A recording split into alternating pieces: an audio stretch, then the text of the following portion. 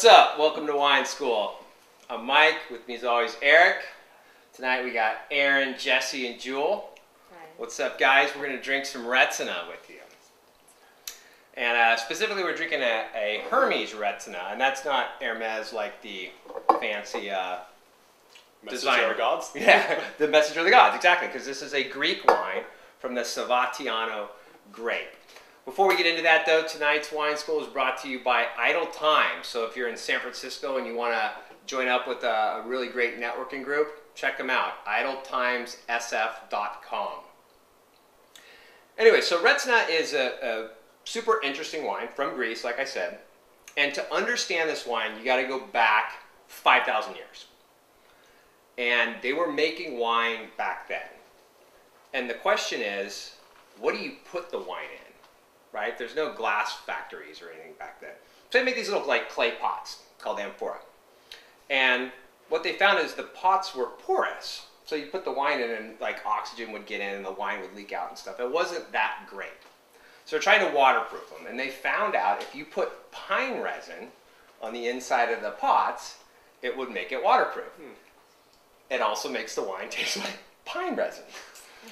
And the Greeks developed a real taste for this, and they said it's wonderful. And today in Greece, 30% of the wine produced in Greece is Retsina, and they love it. It is one of those wines that has a distinct and unique flavor, and not everyone likes it, but the Greeks definitely dig it. One of the things that happened was when the Romans invaded Greece, they actually made more Retsina those years because the Romans drank it. They're like, "Fuck this, we're not drinking this wine." And so they would rape and pillage, but they wouldn't touch the wine. They would leave the Retsina alone. So anyway, so this wine is rolled forward over the years. They still drink it. It's one of those things that's an acquired taste.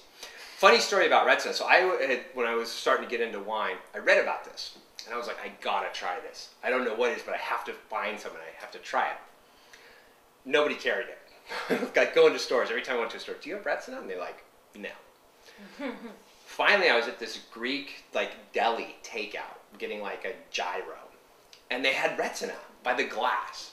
And I was like, will you sell me a bottle of this to go?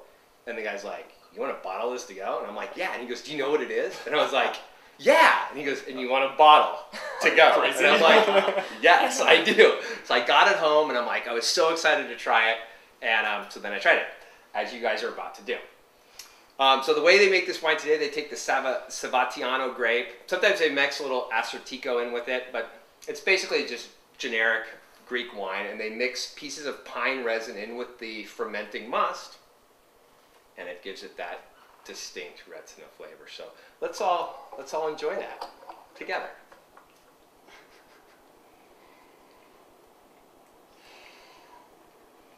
I'm having a hard time drinking this because the smell. It tastes like. Did you say enjoy, or did I It smells hear like something pine else salt. there? It's like I'm It does. back in the forest in Oregon. Okay, it's not as bad as it tastes as the smell. Yeah.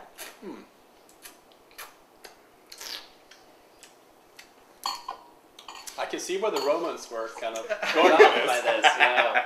Not my favorite. I mean, I don't mind. It's just the smell. The smell is really, it's pine salt. It smells like you should clean a bathroom with it. Yeah. I hate it. It's terrible. It's horrible. I can't drink it. I be honest, guys. I faked my sip because I've had it before. Well, thank you so much for. Yeah, wow. So I'll finish my story about getting the Retsina. So I get the Retsina home, and I'm here at this counter, and I'm opening it up, and I'm like, I know this is going to be weird, but you're going to drink the whole glass so you can understand what this is and appreciate it and try to wrap your mind around it. And I took the smell, and I was like, I don't know if I can do this. And then I took the first sip. It validated what I got on the nose. And I forced myself to take a second sip, and I didn't finish the glass. I pussied out. Anyway, so that's Retsina. Check it out.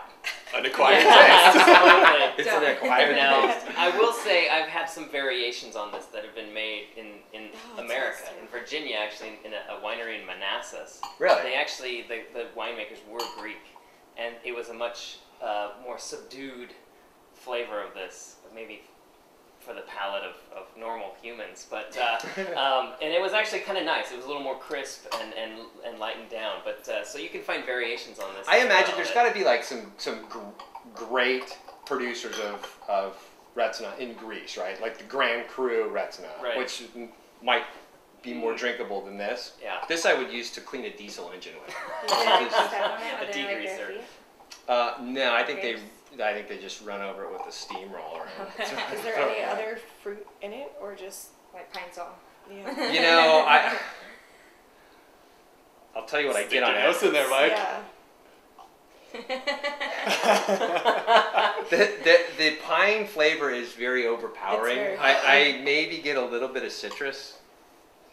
Maybe. Also good for cleaning. Also good. Tastes like, it smells like lemons. Yeah, it's like Lemons and pine sol. yep. Make a good household cleaner. And no, but But yes. I'm with Get you. really sticky. Not for me. Anyway, that's Retsina. Check it out. As always, we're going out with 30 seconds of craziness. So enjoy. Came out of the girl, but then I saw her. Started slow like you might when you told me I'm the guy you wanna see.